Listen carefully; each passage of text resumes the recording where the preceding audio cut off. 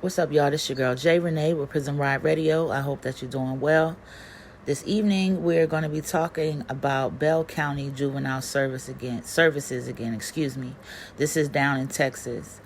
We have spoke on this facility before in the past, and now we're going to double back with this facility and talk about some of the things that are going on there firsthand.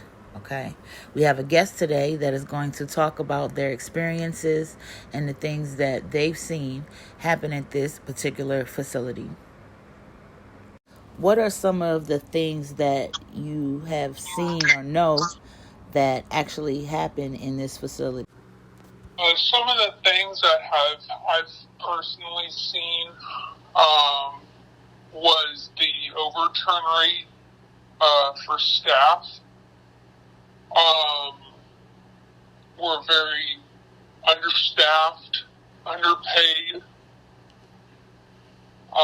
overworked, and so a lot of that we get certain staff that will get frustrated, they're exhausted, and it shows within their work, and that really brings out to light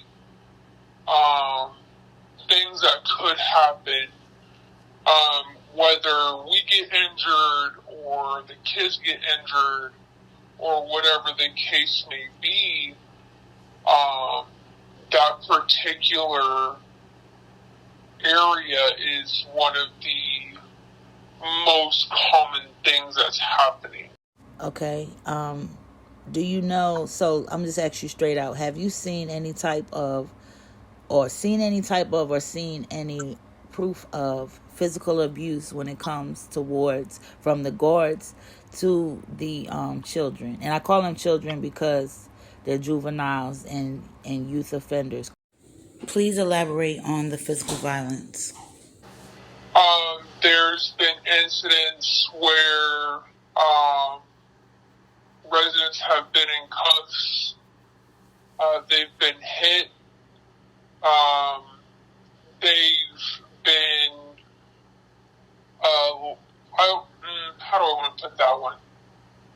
They have been denied certain things like showers. They've been put in isolations for days upon days upon days.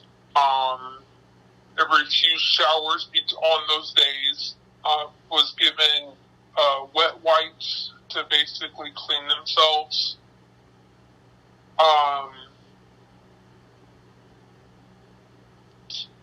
I've seen guards threaten kids' lives. Now, when personnel try to stand up for the children at this facility, what have you seen is the result of that? It used to be where if certain staff would stand up for the kids' rights, it would feel like we were getting brushed off.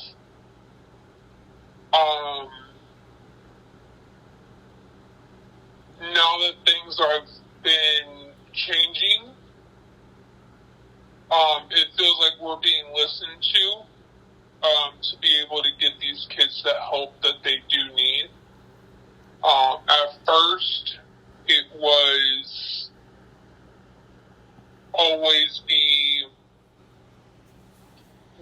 resident was in the wrong. That child did this. That prompted this. This to that. And it's still they still don't deserve that. They still don't deserve to be treated like animals. These kids aren't bad kids. They just did stupid mistakes. And some of these kids suffer more mentally, physically, emotionally than what the other ones do. I know that one particular person that I know that is there. One of the kids, his name is Jordan Hampton. Have you ever seen this young man in the facility? Um, there was times that he was treated very unfairly. Um, there was times that he was put in the isolation room for no reason.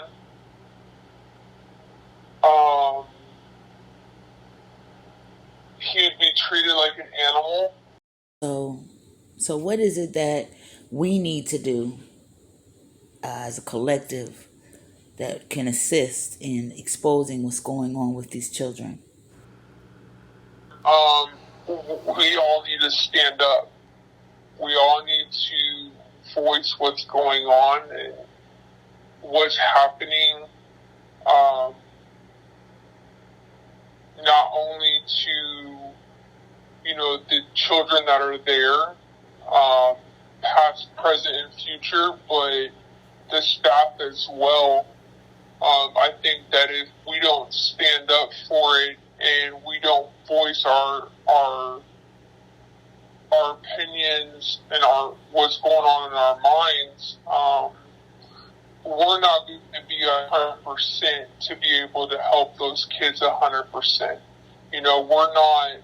We're not psychologists, we're not therapists, we're not doctors, and yet we have to be a psychologist, a doctor, a therapist, a mom, a dad to, most of these kids. And it's hard when you have kids that have suicidal thoughts. They're constantly talking about how they want to kill themselves, and, you keep trying to, every single day, tell them that they're worth more than what they think, and they continue to hurt themselves. They continue to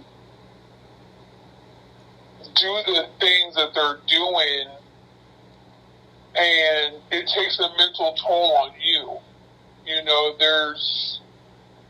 There's so much that needs to happen to get better, better equipped people to work. There's so many things that, if we have kids that are going through this depression, this suicidal ideations all the time, they need to get help outside of the facility. They need to be able to go to a mental facility and get the help that they need, regardless of what their charge is. It can't be always on us, and our mental health provider that does come, every day to speak with, one, maybe two, maybe three kids. But there's more than just one, two, or three kids that need to talk to this person. Right. That's a lot for one person to handle, and it's one of those things that we need to be able to speak for those kids, and we can only do so much.